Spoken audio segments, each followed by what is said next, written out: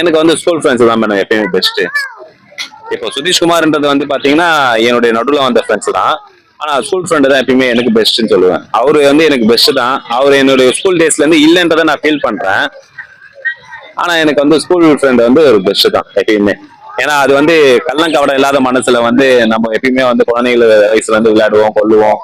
அவன் பெரிய IAS officer ஆனாவோட இப்போவும் நம்ம மாமா மச்சான் வாடா போடான்னு சொல்லுவோம். இந்த காலேஜ் ஃப்ரெண்ட்ஸோ இல்ல மற்றபடி கோலிக் ஃப்ரெண்ட்ஸோ வந்து வந்தாங்கன்னா பாத்தீங்கன்னா அவங்க எல்லாம் வந்து நம்ம ஒரு டிஸ்டன்ஸ் மெயின்டைன் கண்டிப்பா பண்ணுவோம். ஸ்கூல் ஃப்ரெண்ட்ஸ்ன்றது வந்து பாத்தீங்கன்னா அந்த ஒரு ஈகோ அதெல்லாம் இருக்கவே இருக்காது. இன்னைக்கும் நம்ம வந்து ஒரு 10 வருஷம் கழித்து மீட் பண்ணா கூட அது பெரிய ஒரு இதுவா இருக்கும். நாங்க லாஸ்ட் மந்த் ரீயூனியன் ஸ்கூல்ல 20 இயர்ஸ் கழிச்சு பண்ணிருந்தோம். அப்போ பாத்தீங்கன்னா ஸ்கூல் ஃப்ரெண்ட்ஸ் எல்லாருமே ஒரு 10 இயர்ஸ் 20 இயர்ஸ் பேக் பார்த்த ஒரு சந்தோஷமே செம சந்தோஷம். அதோட மூமெண்ட்டே வந்து 3 மந்த்தா இருந்தது எங்க எல்லாருக்குமே. பிஃபோர் 3 மந்த் ஒரு மூமெண்ட் இருந்தது, ஆஃப்டர் 3 மந்த் அந்த ஒரு ஃபங்க்ஷன் முடிஞ்ச ஒரு மூமெண்ட் இருந்தது.